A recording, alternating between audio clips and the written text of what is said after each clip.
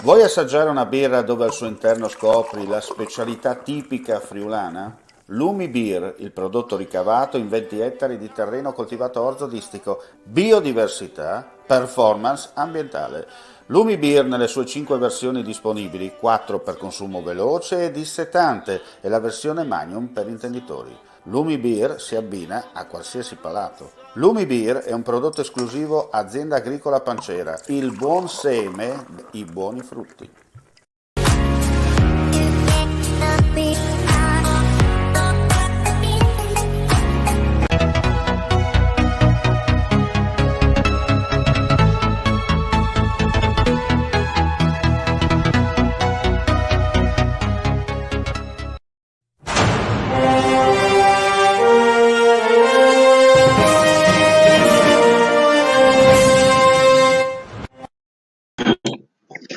Cordiale saluto gentili amici e amiche della Visione all'Ascolto, ben ritrovati a questa edizione della sera per quanto riguarda il nostro audio video giornale su friulitv.net.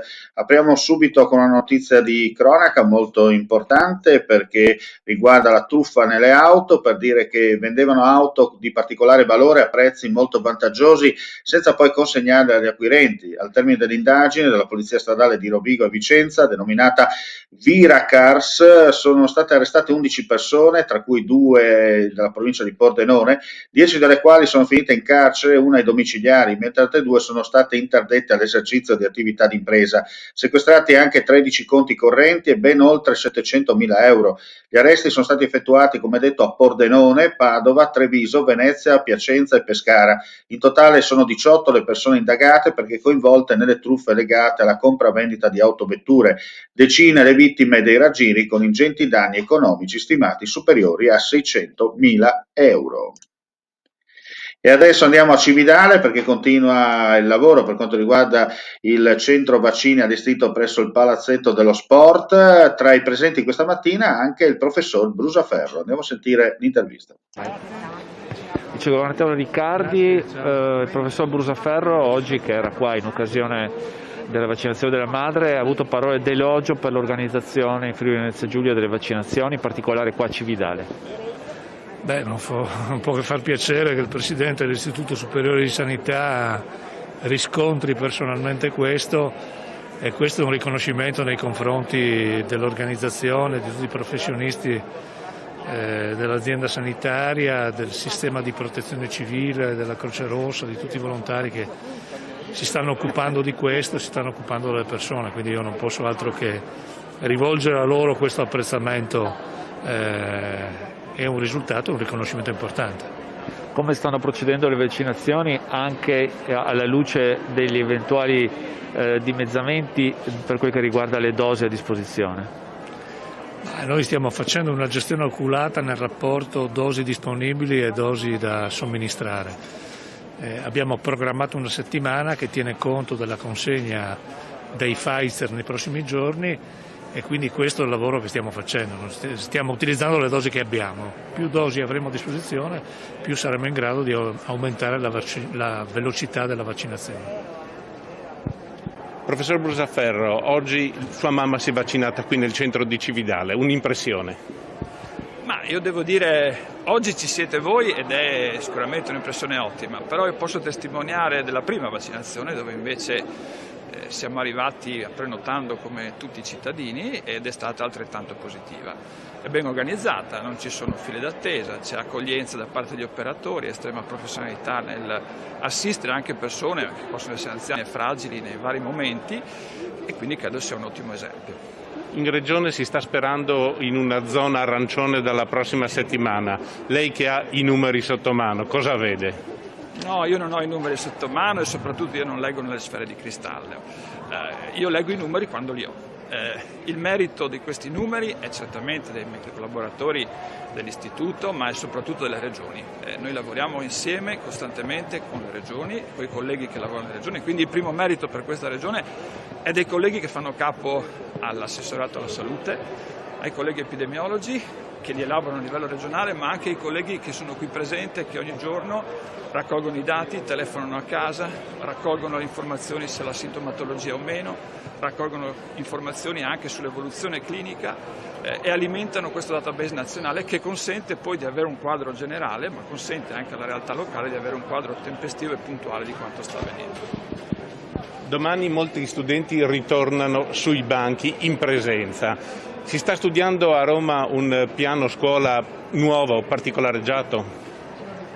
Ma guardi, sulla scuola in realtà c'è stata una grande attenzione da subito sostanzialmente. Già a maggio dell'anno scorso c'era grande attenzione perché si voleva proprio cercare di consentire ai ragazzi di fare gli esami e poi c'è stata una grande attenzione anche durante i centri estivi. Durante l'estate c'è stato un lavoro enorme da parte del personale della scuola, da parte del Ministero dell'Istruzione, d'accordo con i dipartimenti di prevenzione e con il personale della salute. È stato fatto anche durante quest'autunno un lavoro enorme, il cosiddetto tavolo dei prefetti, perché quando parliamo di scuola dobbiamo distinguere tre concetti.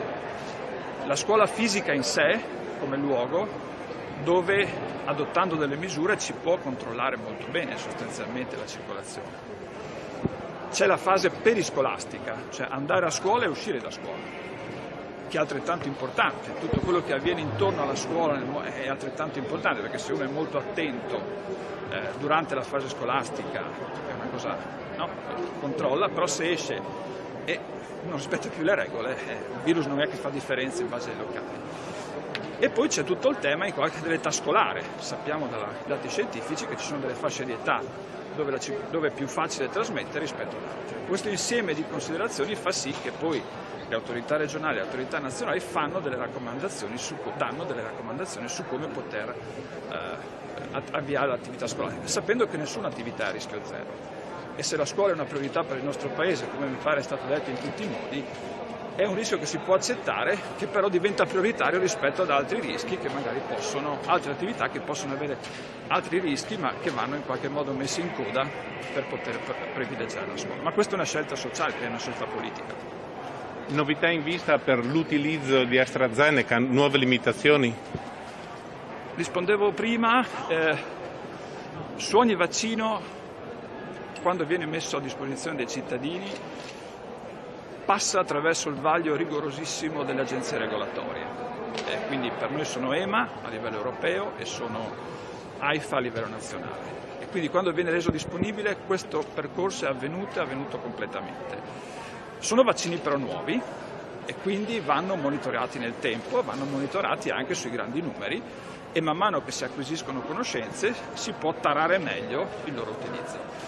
Siamo in una fase in cui stiamo raccogliendo questi dati. Li stiamo raccogliendo in Italia, li stiamo raccogliendo in Europa, li stiamo raccogliendo nel mondo. L'insieme di questi dati consente poi di essere sempre più preciso. Il dato che noi certo abbiamo è che in questo momento tutti i vaccini i benefici che generano sono largamente eccedenti i possibili effetti collaterali. Anche qui in Regione i frighi dei vaccini sono quasi vuoti. Che dire che fare soprattutto per poterne avere in abbondanza e andare secondo la roadmap del generale Figliuolo e della Protezione Civile? È uno sforzo del Paese, è uno sforzo dell'Europa, riuscire a produrre vaccini e a somministrarli. Non dobbiamo però dimenticare che questa corsa è partita un anno fa e partiva da zero, perché noi a febbraio cominciavamo a conoscere il virus. Avere a disposizione dei vaccini a partire da fine anno è stato un miracolo, che probabilmente solo in quest'epoca potevamo permetterci. Avere dei vaccini efficaci però vuol dire anche produrli in miliardi di dosi per tutto il mondo. Questo ovviamente è un miracolo altrettanto importante e necessario, ma che richiede un po' di più tempo. E quindi la scommessa è da parte di tutti i paesi, credo che il nostro governo in questo momento è molto attivo sull'argomento, di fare in modo che si possano produrre vaccini per tutta la popolazione, anche in una prospettiva eventuale di richiamo.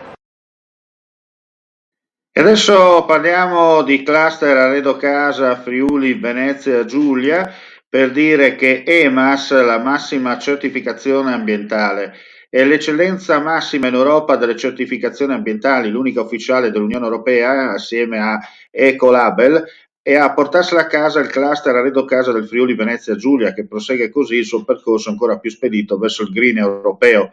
La conquista dell'attestato EMAS a livello di cluster regionale è un traguardo storico, commenta il presidente Franco Di Fonzo, che vedete nella telefoto. Da questo prestigioso riconoscimento deriveranno azioni dirette verso l'aumento del livello di sostenibilità delle filiere del legno arredo e casa del Friuli Venezia Giulia, partito dal distretto del mobile di Brugnera nel 2006 ed è evoluto a livello di cluster. Il primo attestato EMAS italiano pone così il nostro comparto regionale, con le sue filiere legate al legno arredo e casa, tra i migliori a livello internazionale per i suoi programmi di sostenibilità ambientale e di sviluppo. E con questa notizia chiudiamo qui la nostra pagina informativa della sera, chiaramente aggiornamenti nel corso della serata in caso d'emergenza, come si dice in questi casi, altrimenti vi diamo appuntamento per l'ultima edizione, linea notte, poco dopo le 23. Grazie come sempre per la visione all'ascolto e buona serata a tutti. Claudine, locale per palati fini e buongustai, dove si mangia, si beve e si respira bird, Collio e Quay. Sono Claudia Sano, la titolare, e vi aspetto per le mie specialità. Cosa aspettate? Claudine, food, wine, music e sei in pole position.